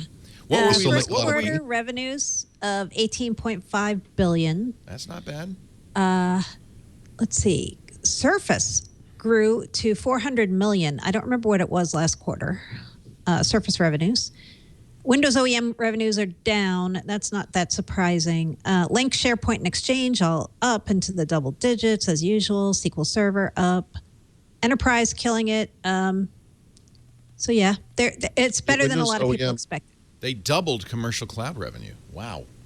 Windows OEM is down 7%. Yeah. It is. Yeah, this is the first time this quarter when they're using their new reporting structure. So they have 5 new business units instead of the ones that we're all used to, like Windows Client and Server and Tools. They're now reporting things in a very different way, around devices and services. But yeah, you still can do a lot of compare to past quarters here. No, this is the first one, right? With the new. Yeah, this is the first one. So when they talk about year-to-year growth or quarter-to-quarter growth, they somehow have gone backwards in time and recalculated everything according to these divisions. Yeah, they did. That would be awesome. They actually have to go back and Wow. they have to show it both ways because. So glad I'm not in finance. Yeah, me too. So it says Windows OEM revenue declined, but Windows Pro revenue grew. Yeah, this is a mixture of things, right? Because Windows overall OEM revenue, meaning PC makers, right? Out in the retail and channel and so forth. So that's probably in line with the general PC business, right? PC sales are down, so 7%. Right. Windows Pro revenue, that's very interesting. Yeah, why they call that out specifically. Yeah. They don't usually do that. So I think what they're saying is Windows 8 Pro versus Windows 8 Core. Yeah. You know? Right. It's a strange thing to call out. I guess they were looking for some good news for Windows. It's good news. When they say Surface revenue grew to 400 million, that means grew from minus 900 million, right? Or no? Yes. Well, No. yeah. No? Okay. No, the 900 million thing is the write-down. That was a right? write-down. Okay. That's not what their revenue and so that's was. not, no. Because when they did that write-down, what it basically meant was they're going to use those components and pieces in future products. It doesn't mean they just threw away $900 million of Surfaces, So, yeah. Commercial revenue. Here, I think this is a good one. Search advertising revenue grew 47%, both in volume and in revenue per search. That's very good news. That sounds good. It means they're making money in the online division. I'm always leery when it says grew 47% and is not followed doesn't give by you the number. Over what? $2 number. Right. That's a good point. Windows Pro revenue grew for the second consecutive quarter. Did it grow from $1 to 2? Because that's that's consecutive growth. I mean, these things are kind of taken out of context. Yeah, but bottom line, enterprise super strong quarter for them, which a lot of people say, oh yeah, they want to be the consumer company, but enterprise is what still carries the day at Microsoft.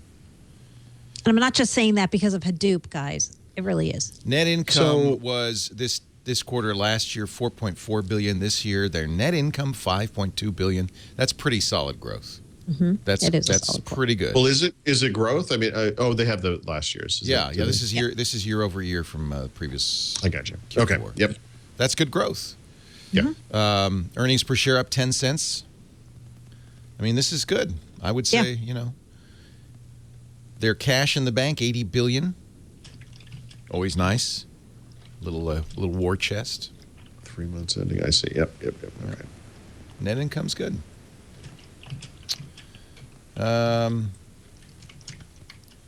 So there you go. Those are the results. When's the call? Later? Yeah. 5:30. 5:30 Eastern. Which is about an hour and 15 minutes from right now. So last year they had a lot of deferred revenue for the Windows upgrade offer. Right. Is a pre-sales and Office offer, right? And this was part of that was that incredible deal they had on Windows 8. $40, I think it was, for Windows 8 Pro.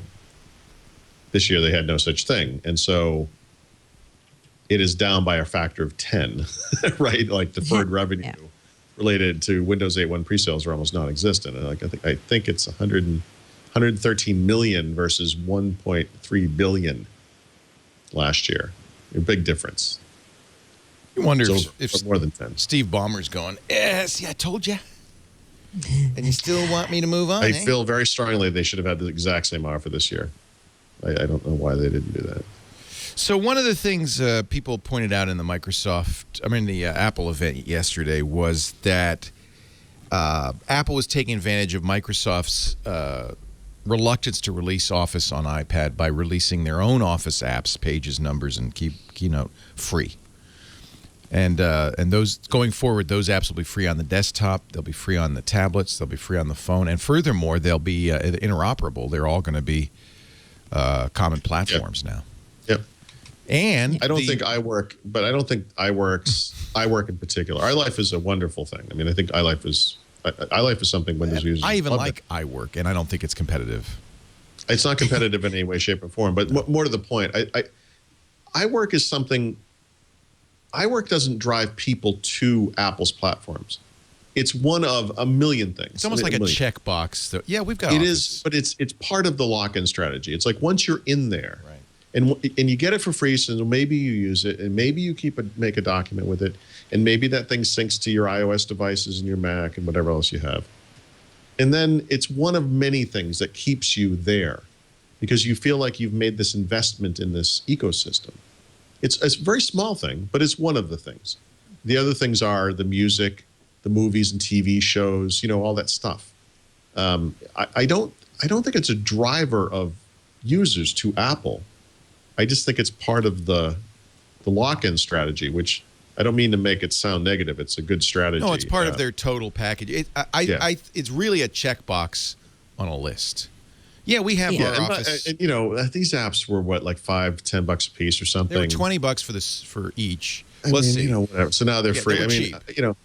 People. I've gotten a lot of people this week who've been telling me, Mavericks is free, right? And it goes back like 3 versions of Macs, Mac software. And they're like, oh, but look, what an incredible bargain, you kind of paid for it. Macs are more expensive generally. You have to buy the hardware, yeah. Right. So you subsidized. Windows 8 one was free. I mean, I think this is going to be a trend across the board. Yeah. Yeah, and the one thing I'd point out about the Windows 8.1 thing being free is that at Apple's, I think it was the September event, they talked about the total size of the iOS. Was it the iOS? No, I'm sorry. It was at the WWC. They talked about the total size of the Mac user base. There are almost twice as many people on Windows 8 as there are on all versions of Mac OS. And so everyone on Windows 8 gets Windows 8.1 for free. That's twice as many people. It's more than twice as many people are going to get Mavericks for free. So both of them are great deals. It's not a negative thing for either side. They're both doing something good for customers. That's all you need to say about it. There's no people are trying to convince me, well, Windows 8.1 is only free for one version of Windows. Mavericks is free for 3 versions of Mac OS X. It's like, yeah, but those are small. Those are relatively small. I think you could also argue that Mavericks is a bigger upgrade. Not much bigger, but a bigger upgrade than 8.1. I'm not actually sure about that. But I'm not either. Tim Cook did say, look, $99 a year for Office, free for but it's not $99 a year for Office, right? It's $99 a year for 5 offices. Right. Yeah. I mean, I hear he's right. I mean, and it's free for all unlimited number of iOS and Macs. I get it. But, iWorks and or iWork, whatever it's called, and Office really aren't comparable. iWork might not be comparable to Google Docs. I mean, it's kind of that level of functionality. It's better than Google Docs. And now that they have collaborate, it's prettier. Maybe not better. Prettier. Wait, Google Docs has collaboration. No, but now that Apple has collaboration, it's a more. You think it might be okay? They're more easily compared. We're not going to use either of them to Office. We use Google Docs for all of our show productions except for this show, which uses SkyDrive or OneNote. And we're not going to change. We're not going to suddenly say, "Oh, great! Now I'll use iWork." No, that's not going to happen. Well, no, because the one thing Apple won't do. Oh, good. Office web apps, which isn't full featured either, but that's what I use to do the show notes. Free, right? Yeah. Free, has collaboration built in. Yeah, no, it works on every platform. Yeah, supports multi-touch on an iPad. Works on Mac, Linux, and Windows. That's what we use for the show. Yep. So everybody forgot about those. Yeah, because Microsoft doesn't bring them up a lot either. But it's free. Do you think Microsoft doesn't do a good job of standing on a stage and thumping its chest? Which is something Apple does. Do you think that Francis X. Shaw's blog post was right on? Well, I obviously, Mike, as the mouth of Sauron, as I've called him, Frank, who's a wonderful man. I love Frank. It was a joke, but he represents the Microsoft viewpoint. I think that a lot of what he writes here is absolutely correct. Office is the gold standard. There's no doubt about that. The one thing I like about this, and the reason I highlighted this on Twitter, was that this is something Microsoft doesn't do enough, I think, which is respond. Yeah. I've kind of dinged them in the past. If you go back to Vista and the Mojave experience, it took them like a year and a half to get there, 2 years, whatever it was. They just don't respond. People are slagging them out in the world, and they just silently sit there taking the high road. People, you're always going to get people read this and say, "Oh, Microsoft, they're so negative." I think it's smart for him to do this kind of thing. I don't think they do it enough. Yeah, I agree. And the other thing, because Frank Shaw is the head of Microsoft Corporate Communications, he can't say some of the things that we can say too. Like, a lot of people are saying, okay, so Microsoft has to come out now with Office for iPad, like right now, like this is what they have to do. But they can't really acknowledge this because they haven't publicly said, hey, we have Office for the iPad. We've already built it. It's ready. But we're holding it because we want to give our own platform a leg up. And so we're going to come out with Office Touch first, which is codenamed Gemini for Windows. And that's going to come out first. And then we're going to release Office for iPad. So because he's the PR guy, he can't say that, right? But we can say it. And for all these people who say Microsoft has to do this, their back is against the wall. By the way, their back's not against the wall. No offense to Apple, but the way the world's going, might make more sense to put that thing on Android. Yeah, I mean, I'm just throwing that one out there. It's true. Ow. So, please enjoy your pretty eye work. Please have fun with that. Have fun with that. Right, because iWork doesn't work on anything else, right? Like it's not on Android. It's not going to come to Windows. There's a web interface, so I can use it on Windows. Yeah, a web version. That's like Office web app. It's the same, yeah. Yeah. Again, it's pretty. I get it. It's a pretty. No one's going to use it. I know very few people, even in the Apple world, that use Pages. Right. A lot of people use Keynote because it's just, it looks. Yeah, no, Keynote is the one I think that they get right. And like I said, the iLife stuff nobody is high uses quality. Numbers. Anybody who uses spreadsheets using Excel. It's like numbers is the thing. You don't want a spreadsheet designed by a design company. Numbers is the thing you do. That's the one Microsoft's going to get if you're designing, like table seatings for your wedding. Mm-hmm. Yeah. Or the Little League roster. It's curiously good at visualization. I'm sure it's fine, but whatever. It's just, it's amazing to me how much traction this got. The New York Times wrote something up like, "Oh, this is a direct shot across Microsoft." Yeah, it's interesting, yeah. Really? Really? You think this is a competitive Frank refers to the reality distortion field. Even though it was much stronger in the Jobs era, there's some legacy. But now it's spread around. Now places just regurgitate what Apple says. I think a lot of people are living in the past. Number, Yeah. They see that and like, that's a big number. Apple's doing great. Yeah. You think for a second before you write. It's a little more nuanced than that. Right. Yeah. Anyway, I think it's smart that he did this. I'd like to see the stuff. I hope he does more of it. Well, I just want to wrap this up because I got my new MacBook Pro Retina display. And you cannot wait. Down the Mac, Leo. I'm putting this Surface RT aside now. This was nice. I have a slightly different Mac than the one I had before. Put that down. Slightly different at a huge expense, but I'm happy. Of course you are. Because I live in this world. Your tip of the week, Microsoft, Paul. So earlier this week, as early as I think yesterday, it feels like it was a year ago. I sit here every morning like I do, and I write, and I write news articles, and I write technology articles, whatever. And when I'm browsing around the web, like I'll log into a Google site or a Microsoft site, and it will have to send me one of those two-step verification codes. And I have those codes sent to my phone. In the case of Google, I was using text messages. And so Google would text message me, and then I could log into YouTube or whatever it was. And so every time I get one of those text messages, I'm expecting it because I've triggered it. But yesterday, writing, my phone buzzes, and I look down, and I have a text message from Google. And it's a Google two-step verification code, which I did not request. Yeah. And I thought, that's interesting. Mm-hmm. And so I sort of looked into this. And there are a couple of non-suspicious reasons why this could have happened, but there are a couple of suspicious reasons. And it made me do such things as change my password, change my security check codes, and things like that. And I took this time to do something I should have done a long time ago, which is that you can, instead of using a text message, you can use what's called an authenticator app that runs on your phone. And Microsoft makes an authenticator app. It uses the same standard as Google does and many other companies. And actually, you can use Microsoft's authenticator app to authenticate Google. And I really never looked into this. When I set up Authenticator on my phone, I did it for my main Microsoft account and for no other accounts.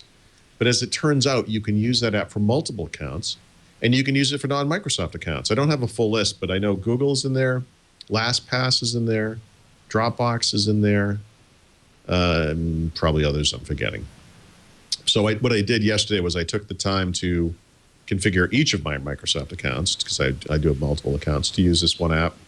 My Google account, Dropbox, and so forth. And so I wrote up an article about it, and that's the tip, is just that you can use that one app. And by the way, if you have a Google phone, like an Android phone or an iOS phone, Google makes their own authenticator app, and that app works across the board because, again, they're on the same standard. So you could use that app on that phone to authenticate your Microsoft account and vice versa. So it's kind of an interesting tip that you can use it with non-Microsoft accounts and for multiple accounts. And so it's a oath standard. So the Google offers an authenticator that uses the same standard. You told me this before, and it's great because I use it. I use it for not only for Outlook.com. Yeah, two-step is a pain in the but I turn it on for Outlook, for Evernote, for LastPass, and for Gmail.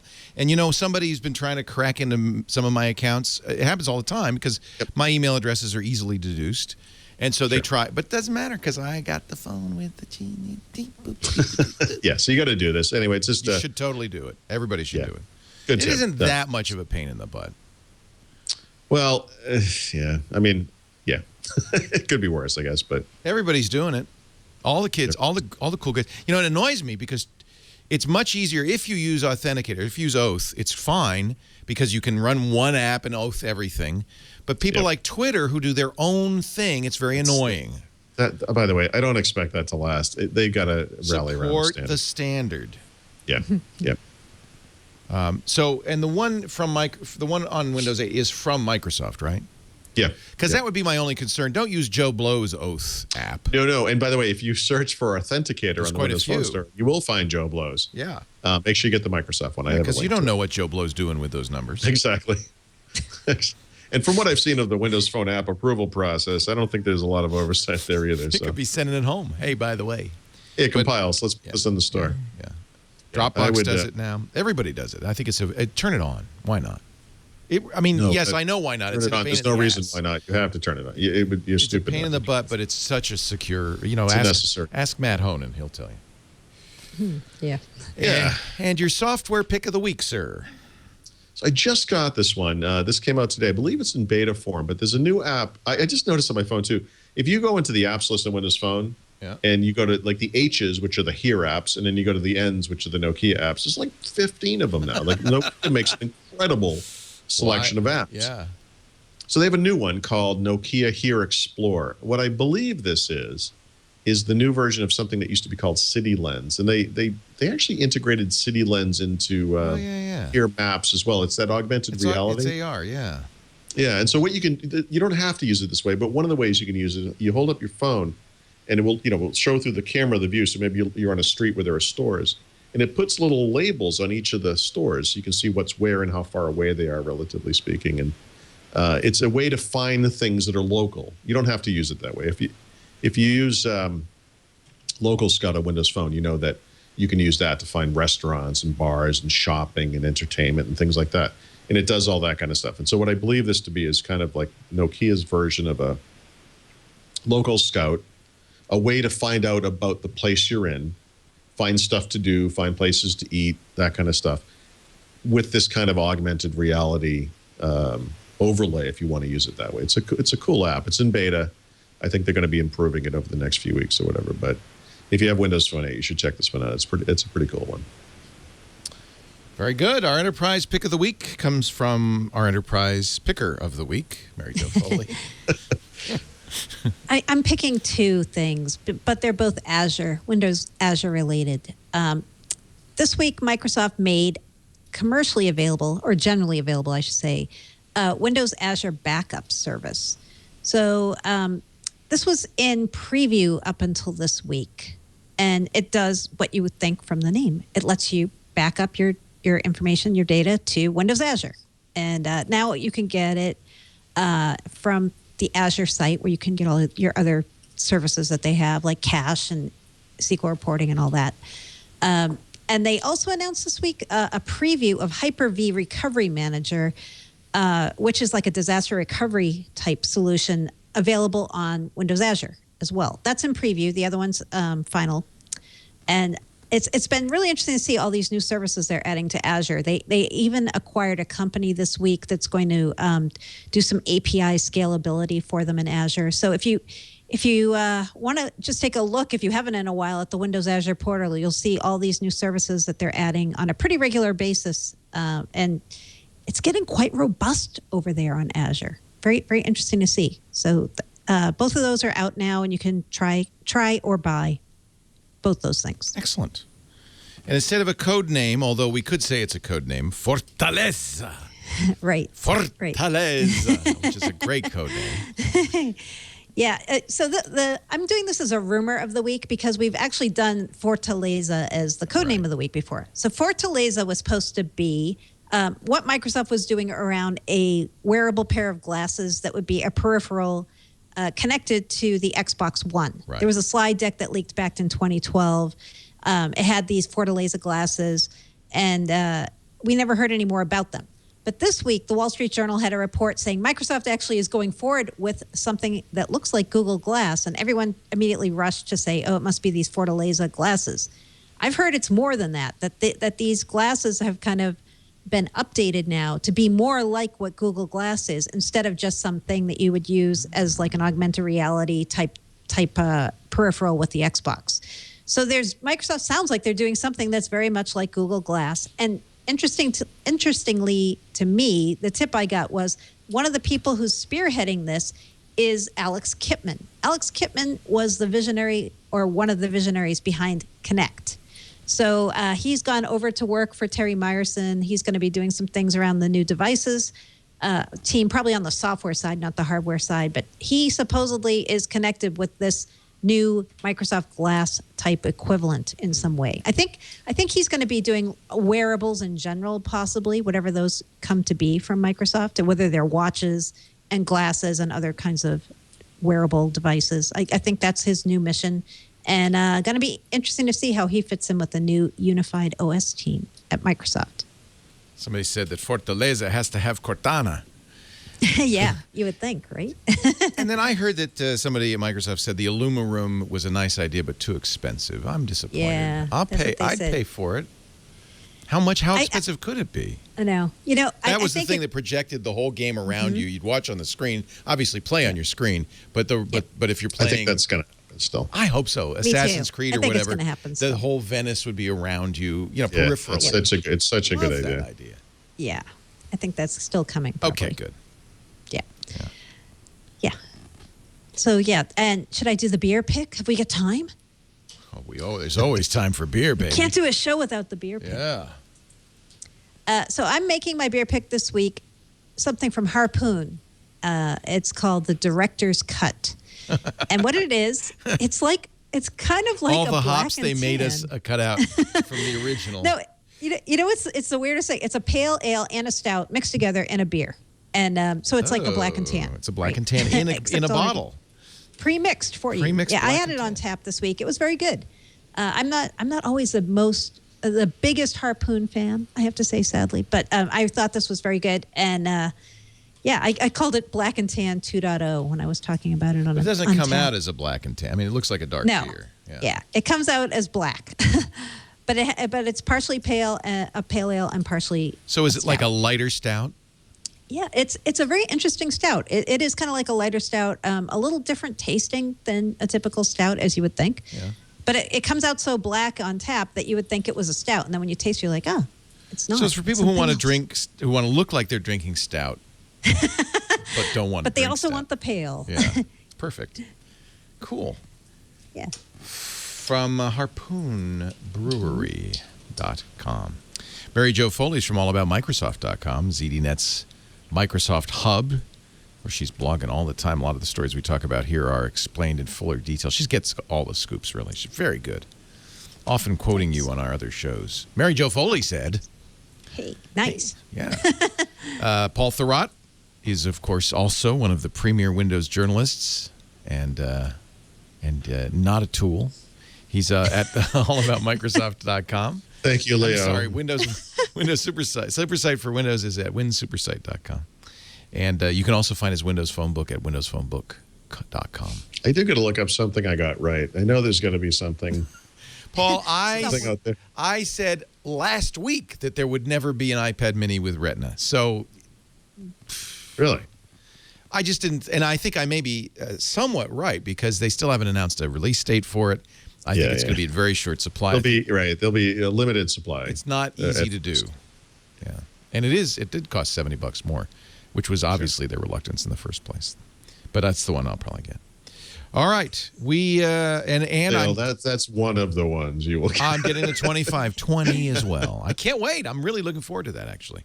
I have to say, I think a lot of the objection I wasn't crazy about my Surface RT, the original, but I think the Surface 2 is good. I do too. Yeah, and I think the 2520 will be good too. Yep. Nice to have a choice of ARM tablets. That's pretty cool. Take it while you can. Yeah. Great.